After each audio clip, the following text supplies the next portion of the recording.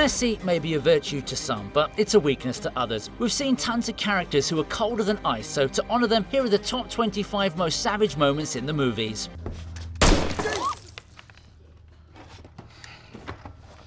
Yeah, you're not laughing now, are you? Tom Hardy is a solid gentleman, as bro doesn't like to waste any time. In Legend, he plays the twin brother duo of Ronnie and Reggie Cray, but the one taking the spotlight in our first entry today will be Ronnie. I mean, how can you not include a scene wherein our main character walks into a bar and shoots the first man he sets eyes on? Okay, it wasn't that random. Bro had his eyes on George the whole time. Given the nature of their relationship, it's not much of a surprise that Ronnie would choose him as his target, because you can't just up and leave your former gang for rivals. That's not how business works. Anyway, Tom Hardy does a great job here, because we must remember that he also has a brother to play, and in case you didn't know this, let me tell you that the shooting actually happened in real life as well.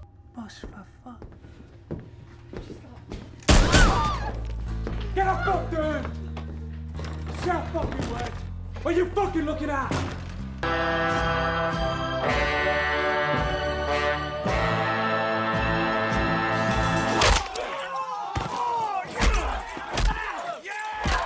Eli Roth sure has a thing for violence. He immediately hit the popularity charts after the release of Hostel, but that was as a director. Here he gets to show off his acting chops as the Bear Jew from Inglourious Bastards, and oh boy, he sure serves a great rage moment. His introduction was already preceded by some talk about his infamous nature amongst the Germans, but wow, Quentin Tarantino really made him look like a bigger deal than Brad Pitt in this scene. Bro wasn't having it at all, so when he ran out of peaceful options, the only thing left for him to do was to smash the head of that poor Sergeant Werner. Yeah, he may not have been representing a noble cause, but at least he maintained his self-esteem right until the very end. Although that end wasn't a very pleasurable sight to witness. It's super savage, and Donnie Donowitz has a field day getting his revenge against one of many other such criminals. Did you ever killing Jews?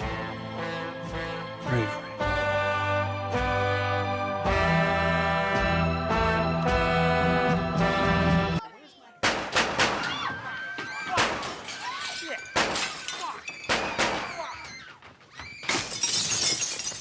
Restaurants and pubs just ain't safe anymore. We already saw what Tom Hardy did in entry number 25, and here we've got Robert De Niro doing what he does best, be a gangster. The restaurant assassination scene in The Irishman was a classic display of don't mess with people above your pay grade, and De Niro does a fabulous job of portraying how quick and professional they used to be back in the day. Of course, they didn't have cameras and GPS tracking back then, so you could afford to be a little careless, but even so, Joe never had a chance of surviving Frank's wrath. Martin Scorsese also does a phenomenal job directing the camera angles, because that's what elevates the sequence here. Imagine what the Yelp review would have looked like. The clams were delicious, the service was polite and speedy, a 48-year-old man with a 75-year-old body randomly charged in and started murdering everybody, so that wasn't very pleasant. Overall, 3 stars.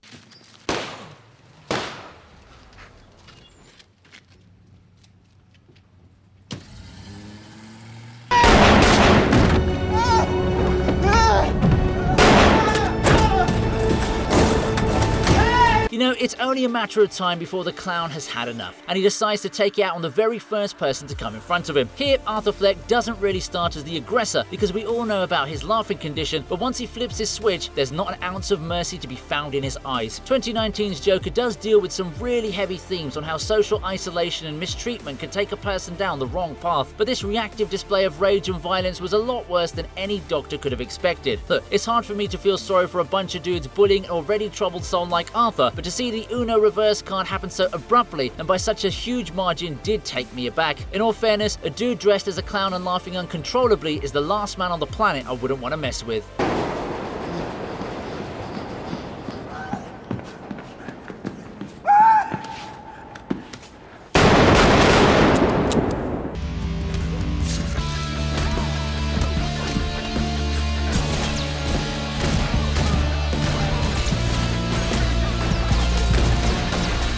It's always going to be savage when Nick Cage does Nick Cage things. Kick-Ass is a franchise that seriously needs to be revived because we just don't get such movies anymore. I mean, how often do we get to see Hollywood's favourite madman activating Batman mode and going absolutely berserk as he takes down a whole bunch of dudes at a warehouse?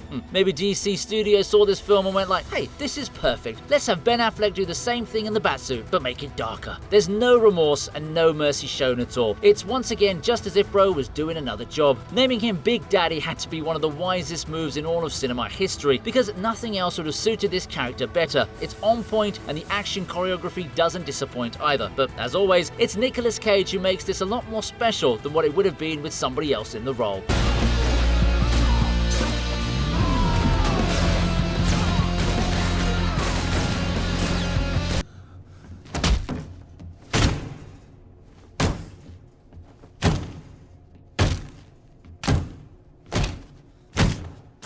Ah yes, this is the moment Ryan Gosling became absolute Sigma and gave a whole community of men a meme that would go on to spearhead a completely new genre of dudes. The driver from Drive is a very interesting character because there's a lot not said in this movie but understood through behavioural displays and subtle expressions. It was quite evident that the driver had a thing for Irene, but he knew deep down that the two of them would never get a happy ending thanks to the overall situation they were both in. Anyway, taking down the hitman was as brutal as a scene could get, but more importantly, that goodbye kiss totally hit us in the feels. It was tragic, but we're instantly overwhelmed by the sheer brutality of the driver's actions right after. It's almost as if we're put in his shoes, where in 1 second we can express our true emotions, but the very next second we have to be stomping on people's faces for survival.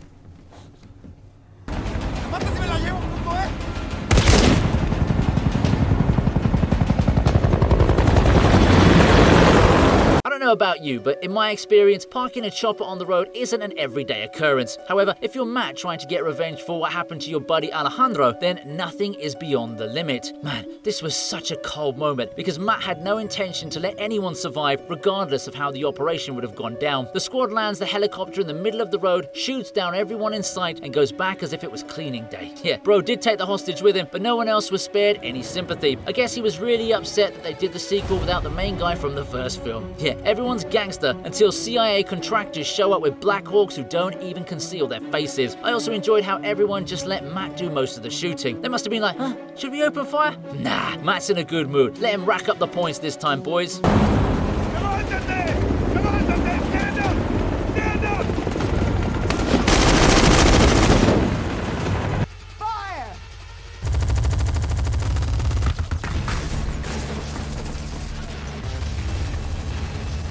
Who would have imagined that Cersei Lannister could go crazy with a machine gun? Mama opening fire on Dredd and Co was one of many highlights of this severely underrated film that most definitely needs to be revived in some capacity moving forward, although I'd personally prefer it not to be made by Taika Waititi. Anyway, at least we can savor Carl Urban's rendition of the character, who does his best to evade some super heavy firepower.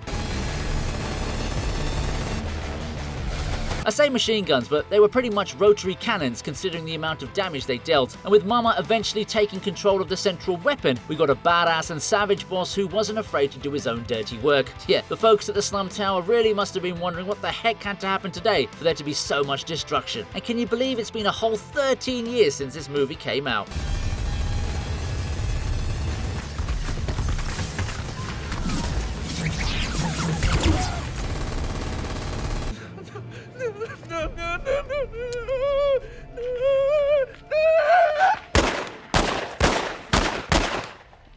Man, I don't know if it's the confidence or whatever, but bald men seem to have some very serious anger issues. Just take a look at how Johnny Depp went full rage mode in Black Mass. It's crazy to think that this is the same guy who played Jack Sparrow and Willy Wonka, but that's just what you get when you're dealing with an actor who possesses such range. There's something amazingly threatening and savage about a mob boss who does his own hits, and Depp ensures he does the character justice. Look, the moment Halloran decides to become a rat, there's no way he was going to survive, especially when he's made an enemy of freaking Whitney Bulger. Bro's so cold here as he doesn't utter a single word, even as Halloran begs for his life. The sheer disdain and lack of emotions combined to give us a phenomenal masterclass in acting, which made this execution so much more effective.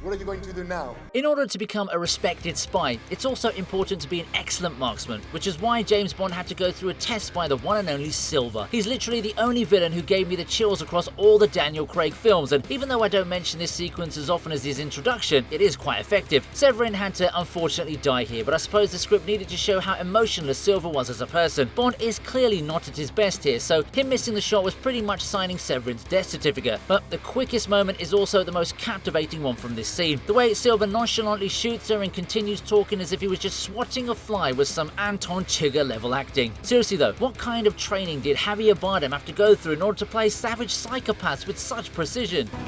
Latest thing from Q Branch. Call the radio. Huh? What you doing? You gonna shoot me in front of everybody? Huh? Come on. Hey man, it's pretty simple. Don't push Denzel Washington past the edge, otherwise he ain't gonna care who you are. American Gangster may not be as popular or respected as some of his other movies, but Jesus Christ, this was one of the coldest scenes I'd ever witnessed on the big screen. Frank was in no mood to tango with, Tango, so when he was dared to shoot him in the face, there really wasn't much that was holding him back. It's all about business at the end of the day, and if you don't have Frank's money, well, this happens. The thing that makes it so impactful is that the scene had a certain kind of momentum going for it, so we were all expecting some kind of back and forth. Unfortunately for Tango, Frank does not think like the audience. Also, if you ever feel useless in life, just remember that Idris Elba's character in this movie had a freaking bodyguard.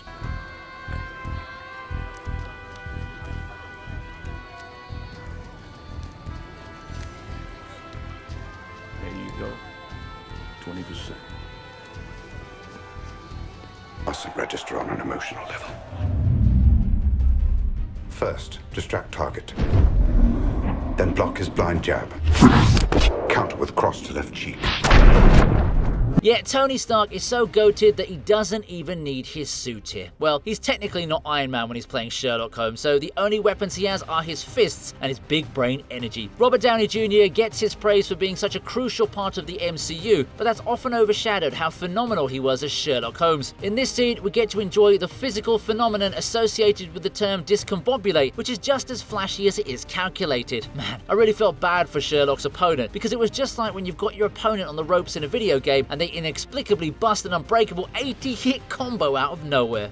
Shooting the thought process in slow motion was a genius move, and it totally improved the audience reactions to the eventual outcome of the scene. Gotta hand it to Robert Downey Jr. too. Bro can farm all regardless of his accent.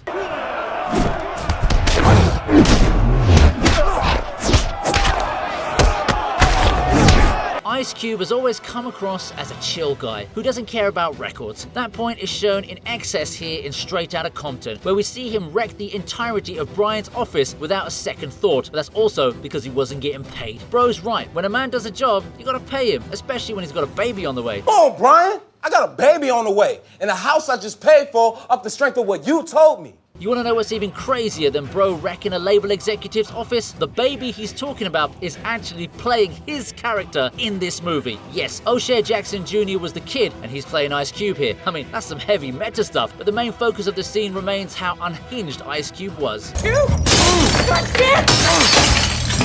I will get you your money, man! Damn it! Think I give a fuck about these fucking records? I'll put up these fucking records. This is my shit. No, I know that, dude!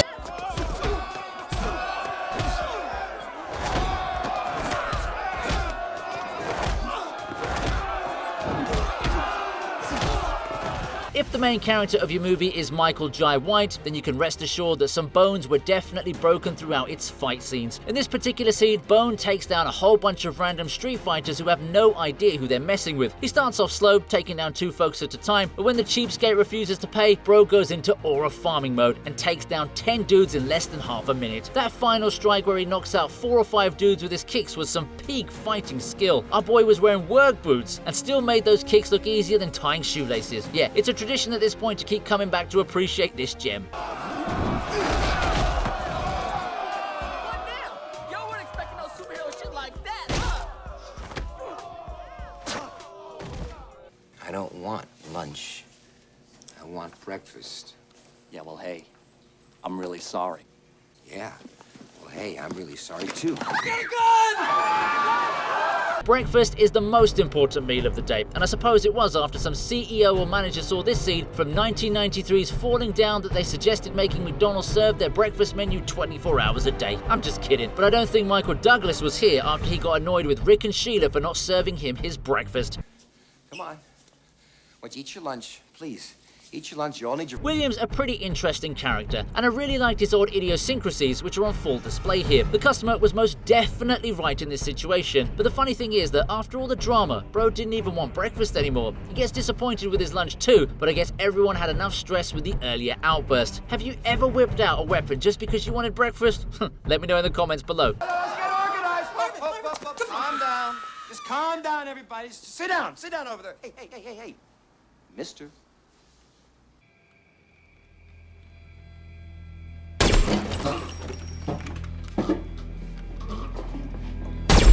And to kick off our top 10, we have a scene where there's no mercy shown even to the family. Usually when it comes to movies, the wife and kids are spared. Not here though, as Alejandro makes sure that Alarcon feels the same kind of pain he felt when his wife and daughter were assassinated on his orders. There's no respite at all, as Alejandro coldly looks at Alarcon after shooting down his wife and 2 sons in a flash. The pause after ending his family was just long enough for him to feel the pain of losing those close to him, and that was enough for Alejandro. Benicio del Toro's eyes say it all, and it was one of the most intense displays of vengeance I've ever witnessed.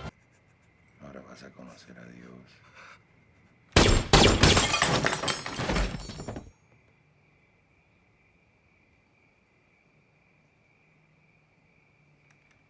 14 million, it's a lot of money. Not if you can't spend it.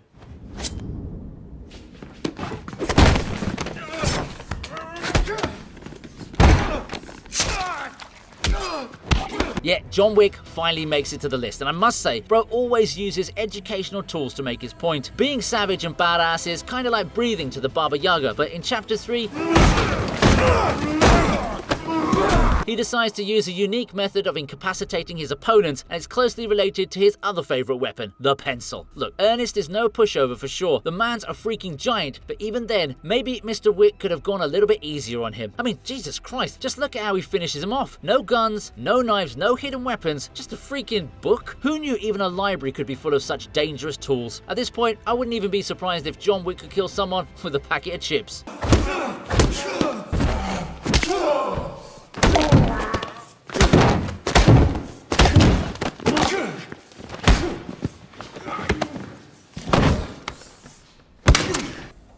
Excuse me. You Judas! Okay, I'm a fucking Judas. It's always essential to use your injury to your advantage, especially if you're Yuri Boyka. Before I begin this entry, let me say that it's funny to have the final fight right after Parabellum, because both Scott Adkins and Marco Zaro happen to be in John Wick 4. Anyway, the fight was epic as we all know, but the savage moment to me was when Boyka deliberately used his bad knee to injure Raul to the point where he couldn't even stand anymore. Not only was it a proper finishing move, it was emotional damage to the max. I really wonder what kind of training and skill it would have taken to be able to fight like this in real life. Of course, I'm not advocating violence here, okay? Just expressing appreciation for martial arts.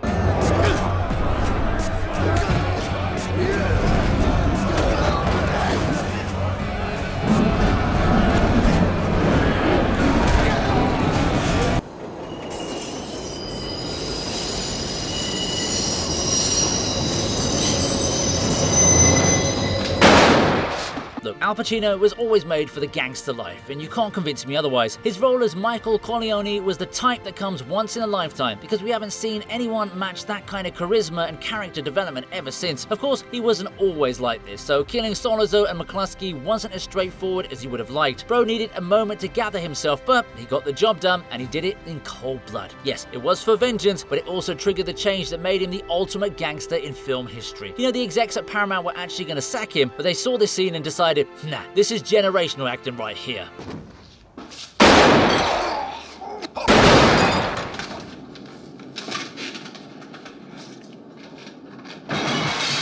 You don't remember me? We spoke on the phone 2 days ago. I told you I would find you. Liam Neeson is a trustworthy man because bro did exactly as he said. Brian Mills from Taken will forever remain amongst the most iconic, if not the most iconic role he's ever played. And it's mostly because of this one scene. Good luck. The conversation he has with his daughter's kidnapper is ingrained into every millennial's brains as he got captivated by what they saw. I will find you and I will kill you. I will find you. And I will kill you.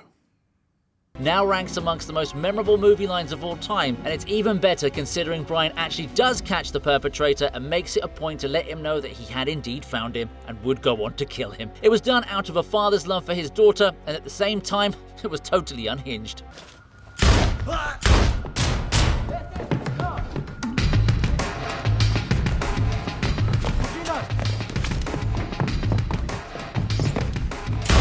do you hold still, please, sir?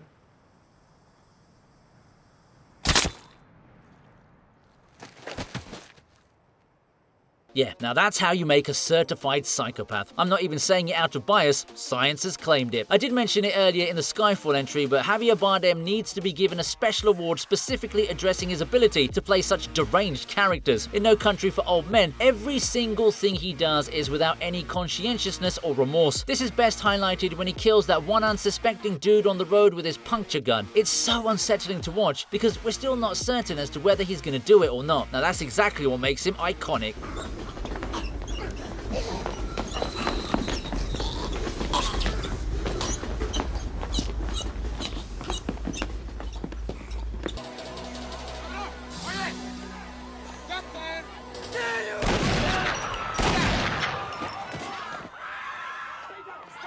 In entry number 4, we learn that chainsaws and guns don't go well together. Al Pacino may have had a longer transition in the Godfather franchise, but in Scarface, it's almost as if he was inherently born a gangster. The scene begins with Tony in a bit of a pinch as he has to watch Angel get shredded to pieces in front of his eyes, but with Manny and Chi-Chi arriving in the nick of time, it's then left to Mr. Montana to finish the job with a couple of bullets.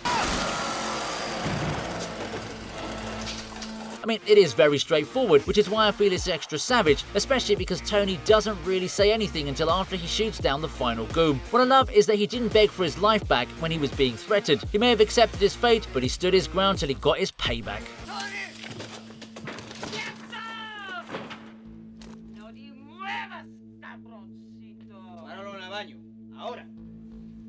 And you will know my name is the Lord when I lay my vengeance upon thee.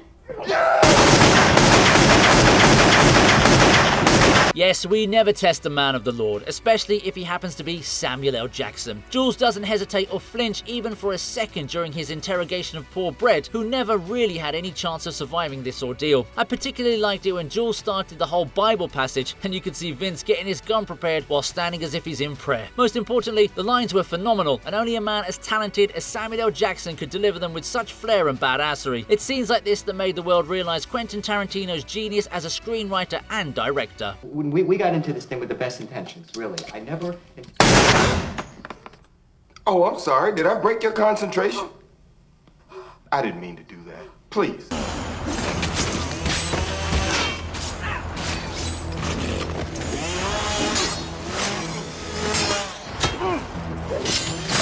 Amidst all the chaos we've seen so far, at number 2 we have an artistic way to die. Denzel Washington graces our scenes once again, but this time as Eli, in a scene that regulars of the TV region would easily be able to recognize. What I really love about this moment is the sleek shadow work that minimizes the gore factor while still giving us all a pretty good idea of how brutal Eli was.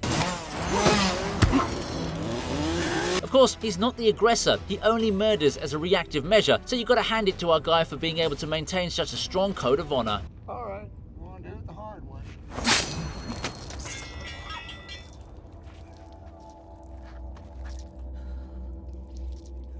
Why'd you do that? You just cut my hand off!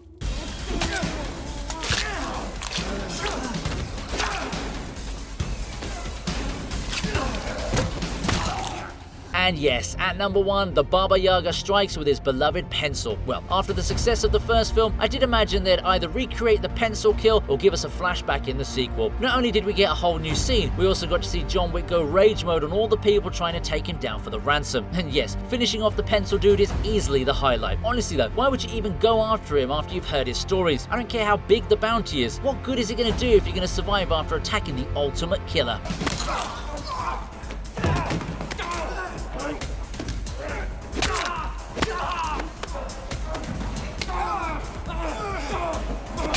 Hope you like this video. Please subscribe to the TV Regent, and here's another video that I know you're going to enjoy.